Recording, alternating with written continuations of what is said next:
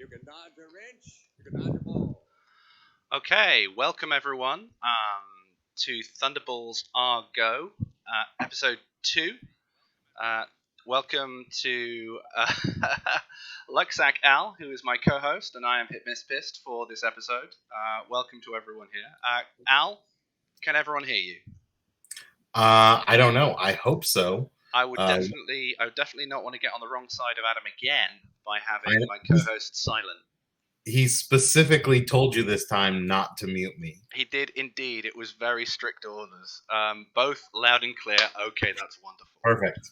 It's almost like we're getting better, but not quite. We're learning. I know, right? So the plan had been to do a recorded episode, because I was away this week, and so we couldn't do a live one. But we didn't get around to that, so unfortunately that wasn't there for your hot little hands this week. So what we have instead is a double header episode for episode 2, where we're going to go through week 2 and week 3. I'm just going to tell you right now, spoiler, week 3, not nearly as interesting as week 2. Because my team was on the bye on week 3, so obviously not nearly as exciting. Yeah, that's fair. That's fair. So what we're going to do is going to jump into week 2. We've got a few things for week 3 that I'll start with this now. We've got some drama in week 3 from some anonymous sources that have come into us at Thunderballs Are Go. Now, if you have anything interesting or snarky or fun that you would like to send to us, but you don't want your name to be involved, you can email us at srdbtattler, that's tattler, @gmail.com. We will hold you in the strictest confidence, and of course, no names will be mentioned for any foolish things that are said by any of your teammates. So that's srdbtattler@gmail.com if you've got any juicy gossip for us here at Thunderballs Are Go to get our teeth into. We will happily take that snark and use it as our own. Absolutely, and multiply it by threefold. So I have absolutely no problems taking credit for other people's snark. So we're going to kick off with week 2. Just to bring everyone up to speed and remind us where we are. In week 2, we start off with Catches Galore, captained by Yarboa. Lethal Is Not Enough, captained by Darklighter.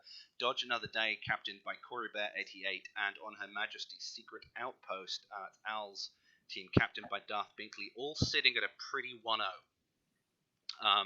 As we move into this week's matches, we're going to see Dodge Another Day fight License to Overkill. We're going to see Catches Galore come up against Foils Are Forever. We're going to see From Deathworld with Love take on Through to a Kill. And Dodger More or Less, the team that sent out week 1, are going to take on Her Majesty's Secret Outpost. And that is a head-to-head between co-hosts coming right up for you there in Game 4. Yeah. So the highlights, we're going to dive straight into Game 1, Al. Dodge Another Day against License to Overkill. I think we begin to see a theme evolving with this one, as Aldurin, again, skirting with the rules by throwing a ball at a member of the opposition before before one of the races were finished, and before that player had even finished racing for that ball. I believe when he was questioned, he brought out a bit of paper that said something along the lines of what the bearer does, they do with the blessing of the commissioner, signed by Candy Cane. Did you see that? I did see that. It's it's well, to be fair to Alderaan, which I very rarely am, he has a person on his team who has not finished a race before Wednesday, Thursday. So I think he's getting used to just ignoring the races and just going straight into throwing. I think that's definitely not unfair. Yeah. We then saw Bahamut try to eliminate the Penguin army instead of reviving Captain Alderaan, but he got caught with his hands in the cookie jar. Again, another infraction by this team. And Corey Bear rightly pointing out that, in fact, the pullback, the revival of the captain, had in fact been recorded, and that you Mhm. couldn't then go on to eliminate the Penguin army after you've kind of put that in black and white. Right. Which is a key point for everyone to make sure that you do things right first time, because otherwise, bad things can happen. Things can get messy. Yeah, they can. And if there's one thing Adam Cranky Day does not like doing is getting in there and making rulings and fixing things. He wants the ship to run smooth. Absolutely. And it is worth mentioning that the Captain Alderaan being brought back was immediately headshotted by Kincaid to send him back where he came from. Yes. Then Tuna Slap, if you are to believe the thread, gave birth himself whilst giving Warp Drive a bit of the old fishtail. I mean, I am not one to doubt John Tuna Slap at all. The man can do some amazing things, but give birth, I feel like he owes a little bit of credit to his wife. Yeah, I mean, I wasn't sure that was biologically possible, but I mean, I did see a documentary starring Arnold Schwarzenegger where it seemed like it was possible, but I'm pretty sure F this for was not the Nell. case. Yeah, it looks like a cat's on fire. A cat? Oh, was there a cat shining through the rebound report burning in the background there? Yeah. Yeah, that would be Phasma. She's just chilling. Oh, there's Kylo. I see him. Yeah, that's Kylo pretending that he's a ninja and failing epically. So rounding out that match, Kincaid, the very same, caught Mighty Stig and secured the match. And Al, who's your MVP for this one? It's got to be Kincaid. Yeah. I mean, he won his race. He got 2 hits. He got a catch, and did not get hit at all. I mean, what more can you ask for? The man is an absolute champion and really Yeah. repaying Corey Bear's faith by Yes. going straight for the Kincaid. So we're going to move on to, in Game 2, we've got Catches Galore, captained by Yarboa, up against Foils Are Forever with Captain Thestral. So we've got Captain Yarbs on a high here going into week 2, and Thestral looking for her first win. Mm-hmm. So Jimmy G was so anxious to prove his worth. I'm possibly looking for a Moneyball award entry there. He got the first hit of the game, but failed to report it faster than John Ann, who had had a bit of a poop addiction in this match, catching Dusto and making the first recorded elimination of the game, even though Jimmy G, had he not put it as a comment instead of a post, might have got there first. And that's what happens with a rookie sometimes, is they get so excited and just not quite getting all the little ins and outs. The nuance. Sometimes yeah. But you know what? He probably learned his lesson, is never going to make that mistake ever again. Definitely not. Speaking of mistakes, Chasmo seemed to have prepared for the match by oiling himself up in donut batter and seemed to be utterly impossible to hit throughout the entire match. Yes. I think I counted about 5 dodges that the man made. Is that a particularly orthodox move? The donut batter, Al? It's it's I would say for anyone else, no, but for him, it's completely on brand. Yeah, very much so. When he's not throwing them, he's coating himself in them, so that's good. Yes. I think for me, one of the chest pound moments of the entire round was when Captain Thestral, selflessly relieving Jonna Ann of ball 5, reviving Dusto. Throwing back at Jonna Ann, only to realize she's fallen afoul of a cunning plot by Jonna, then caught and eliminated her. I mean, Yes. that's a real captain's play there. Right. That was, and you know, Jonna Ann has been a captain at least once, if not twice. So you know, one experienced captain schooling another, you know, new captain. Yeah, showing her how it's kind of really done. Yeah. And then finally, Poop Deck, avoiding the rather insistent attentions of Jonna Ann all game, caught and eliminated her reign of terror. Whilst then Chasmo basically eliminated the rest of the team on his own, it seemed. I was gonna say, yeah, Chasmo went a little nuts, and how many hits was it? Five Hits. hits. 5 hits. So 5 hits and 5 dodges. And did he win his race as well, Al? He did win his race. I mean, so I feel like that's our MVP of the match right there. I think that's an easy in, right? You do 5 of them twice, and that's just crazy. Yeah. So game 3 from Death World with Love, that was captained by Vivix and through to a kill with Borizori. They're both on their hunt. They're both on the hunt for the first win. So this was an important game. Raka started the game appearing to just give the ball to Super Grandma. I mean, did you see what happened, Al? You know, I didn't actually see this, so you're gonna have to fill me in.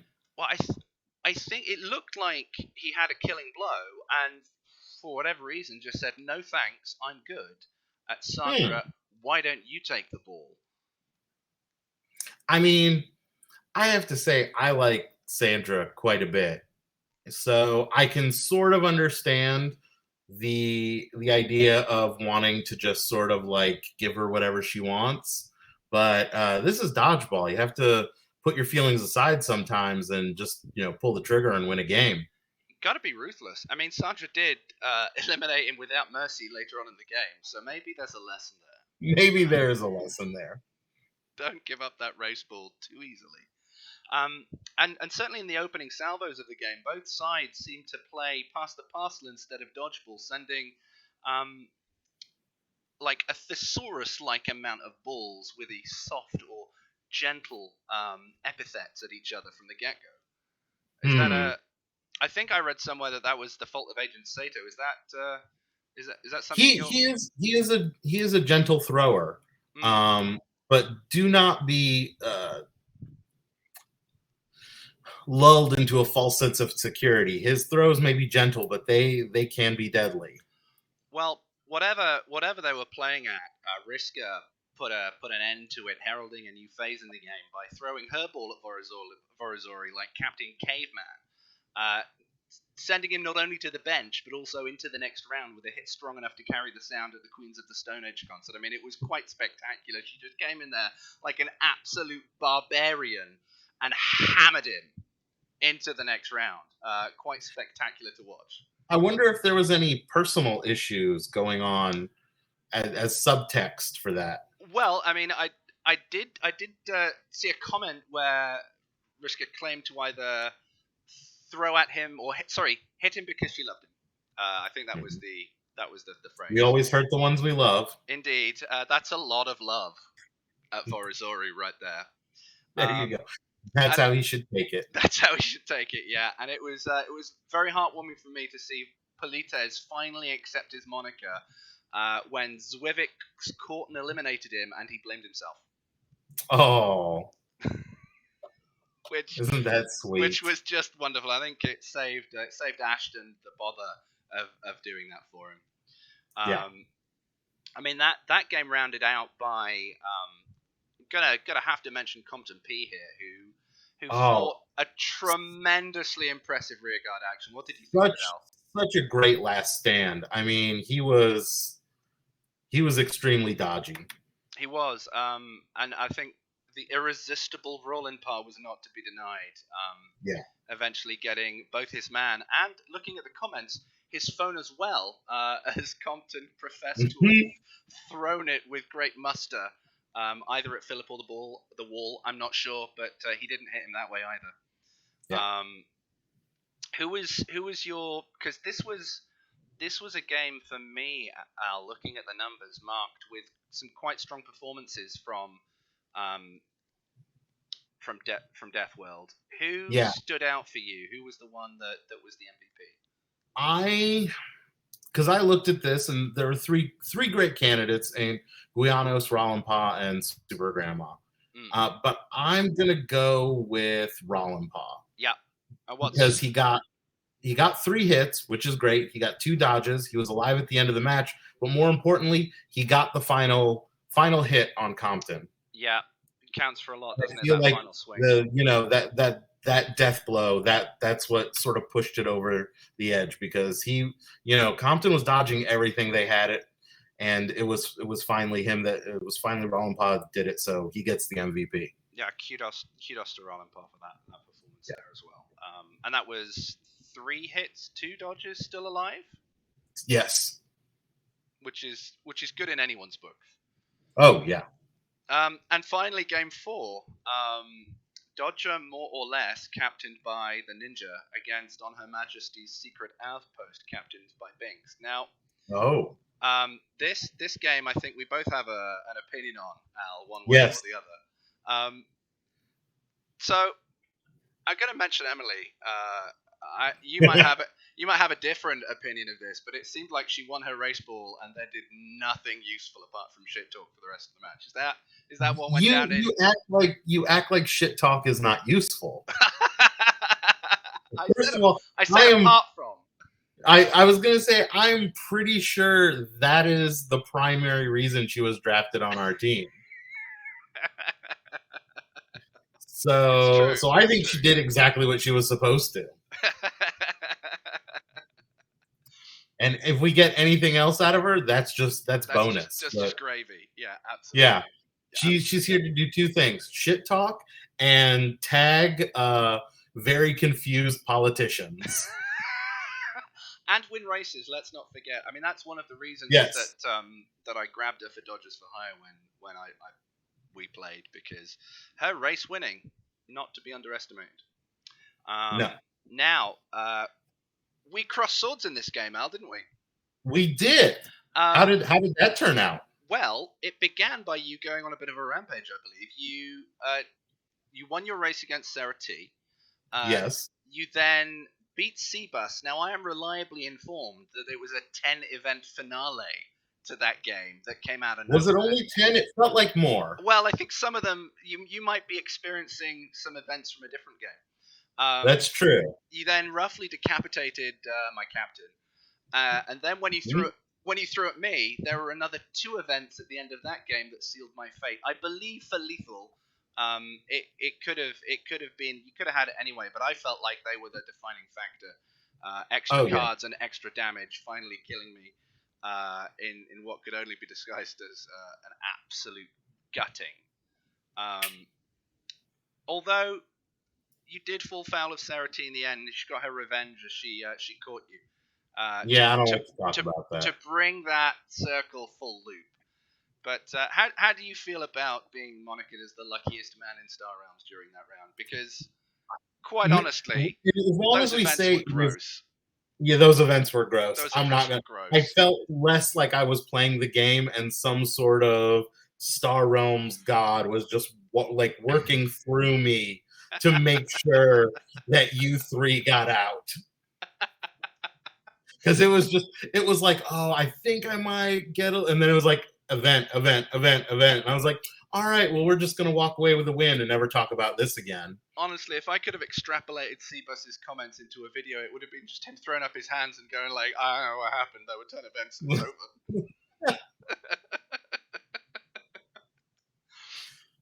over. I mean, Slavic, bless him. He made a meaningful contribution from the bench by scribing for Clever Missy, who was trying to juggle children and catches like an absolute pro. More of that later. Yeah. Now, one Carlos, this is an interesting contribution to the match. I was confused at first, but I looked at Ball 2, and won Ball 2, and then Ball 2 never hit anything else for the rest of the game. It missed everything. Everything. Like a cursed ball, like a cursed bludger. It couldn't hit anything.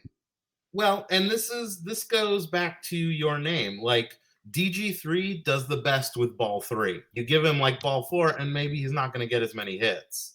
Maybe Same one. thing with Juan. If Yep. he does not get ball 1, or as he refers to it as ball 1, Yeah. then he's maybe not going to do as well. And he's only got what, like a 15% chance of erasing for ball 1. So Yeah. that's a massive disadvantage for what otherwise would be a very good player. Yeah. Now, despite you going on what can only be described as an epic rampage, you guys did get out-dodged by two lovely ladies called Sarah T and Clever Missy. I know. Who caught and hit their way to victory from what could only be described as a losing position. They're very lucky that I like both of them so much. Because the two of them almost like, oh, it was so horrible. What happened was I did all this work, and then I was like, all right, guys, hold down the fort for me. I'm driving to my sister's engagement party, so I'm going to be out of communication for a while. Just don't do anything. And suddenly I come back, and it's just all wreckage. And I was like, all right, well, now I've got to do something about it. And then the two of them just absolutely like clowned me. Yeah, it was. We were cheering their names with ticker tape parades and beer glasses, and it was fantastic.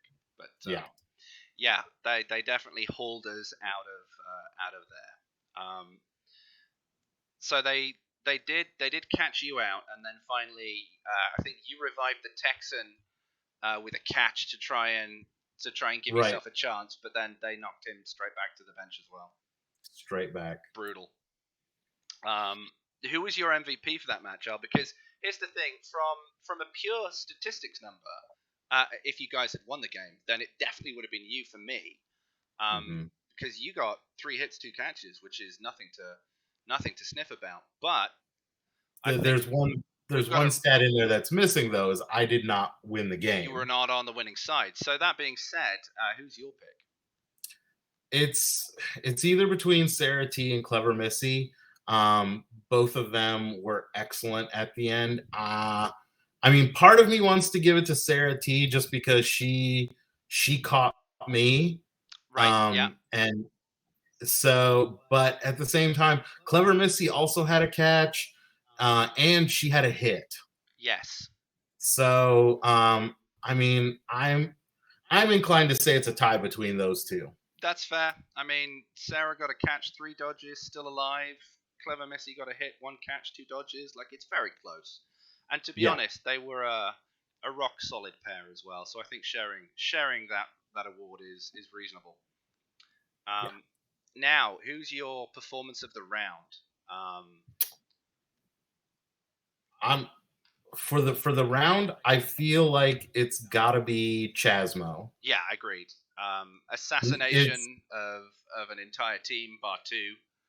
Yeah, 5 hits, 5 dodges, didn't get hit. Like that's just gross. Just 5 eliminations in general is nuts. Yeah, nuts. Absolutely crazy town.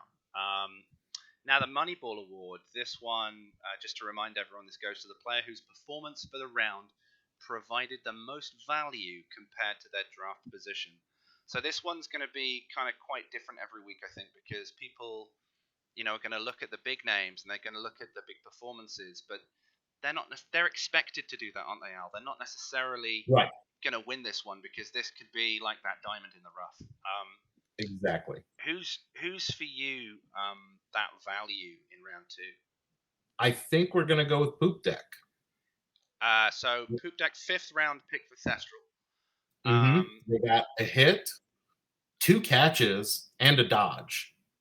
I mean, that's pretty good numbers for a 5th round pick. That's great numbers for a 5th round pick. That is excellent. And fighting off the attentions of John Annal game as well, which is difficult. Yeah, absolutely.